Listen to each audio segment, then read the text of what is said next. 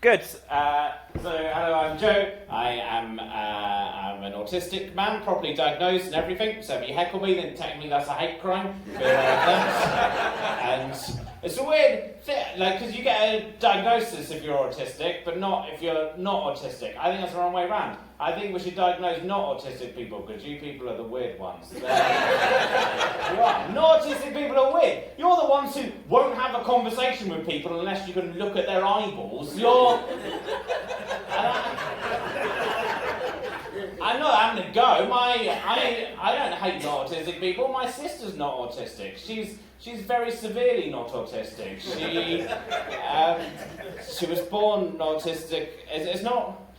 It's hard to talk about, it's a tragic thing she's not autistic. My parents did everything they could, They gave her a positive upbringing, they made sure she was healthy, they gave her the MMR vaccine, they did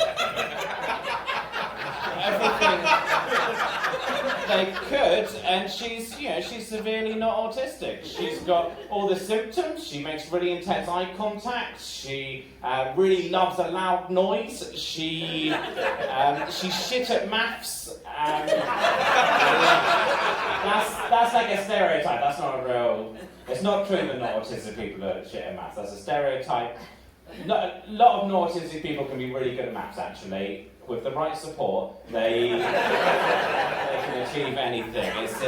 It's inspiring. I find my sister inspiring, the things she's done as a not autistic person. She went to university, which was very impressive. She had a specialist course that met her needs. It was called Media and Film Studies. But she thrived. She had the right support. It's difficult for our universities. I don't think our universities do enough to include not autistic people. The library was very quiet and peaceful. She found that very understimulating. She had to have special noise amplifying headphones, which are just 2 megaphones stuck to a hairband. But she's doing very well for herself.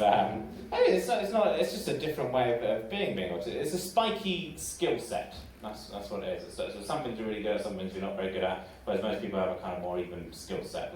It's just like being like someone with their left leg missing, trying to steal shoes. That's what it's like being autistic. On the one hand, you only need one shoe, and they only leave one shoe out. So you don't have to ask them to go around the back before you steal shoes. But on the other hand, when you are stealing the shoes, it's harder to run out the shop. So if someone asks you what autism is, that's what it is. I've been doing some shows in Croydon. Stayed in the Premier Inn at Gatwick Hotel in Croydon. Premier Inn Hotel in Gatwick, which I'm sure some of you have been to the airport hotel. I'm sure very few of you have been to an airport hotel when you're not getting a flight. It's a weird feeling. You feel like a pervert going to this hotel when you're not getting the aeroplane, and the person behind the desk says, it doesn't even look at the screen. She goes, you're staying one night, I assume? No, I'm staying 2 nights. Next time I'm going to say, no, I'm staying 10 nights. Like dead in the eyes. Hello, Premier in Gatwick. I'm staying 10 nights in your hotel. Because that's what people say about Gatwick. They say a fortnight is too long, but a week is not long enough. To really take in all of the sights of Gatwick and still have some kind of lazy days in Terminal 3. Just not really doing anything. Just shopping in the duty free, eating Toblerone, and the airport hotel is exclusively there for the airport. There's no one's there for any other reason, but they have to pretend they're a real hotel. So they have like a little leaflet rack that says things to do in the local area of Gatwick. The number one thing to do in the local area is get a plane to somewhere that isn't Gatwick. And I feel for the airport hotel because it feels it has to pretend to be a real hotel. Like other hotels, people go there for the spa facilities and the service, but the airport hotel, people are just going there as a stepping stone to another nicer hotel. That's all It is, and I think, I pretend to be someone that I'm not a lot. My whole life I learned to pretend to, I learned how to do the how are you thing growing up. That's the thing that people do. They go, how are you? And they don't mean how are you. They mean, I want you to know that I have a cursory interest in your welfare. And then back you've got to go, I'm fine, thanks, how are you? But they don't mean you just say that.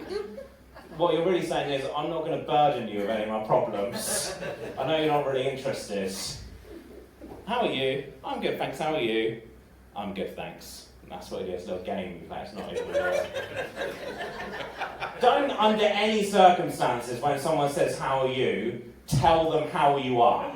That's not allowed. Unless you're in immediate physical danger, in which case they can say, how are you? And you can go, well, actually, I'm being pursued by a lion, but other than that, I'm well. How are you? And then they go, oh, sorry to hear about the lion thing. I'm good too, thanks. I used to not do that, and I learned to do that, and now I did this show about autism, and now I have people who come see my shows who are autistic, and I know that they're autistic because when I say, how are you, they give me an honest answer to that question. And the first time it happened, I said, how are you? And this person said how they were.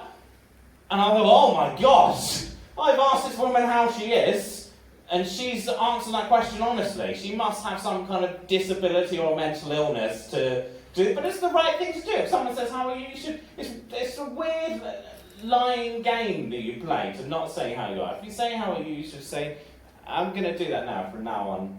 If people ask me how I am, I'm gonna be honest and tell them how I am. Next time I go to the barber, my barber will say to me, how are you? And I'll say, well, some days I just feel like a complete emptiness and a sadness, and I feel kind of hollow and empty, and I feel like I want to cry, but I don't. I hold it back. I hold back the crying because I know that there's nothing wrong. I don't know why I want to cry, but I feel an emptiness and nothingness. I think as I know about the inevitability of death, and I find that really difficult to cope with, and I think, what am I doing in my life? And I feel like that sadness, it holds onto me, and it pulls down from my chest, and it pulls me into the ground, it pulls me down from my head, and I feel the sadness in my eyes. And on top of my eyes is my skull, and on the outside is my hair, and my hair is a little bit too long.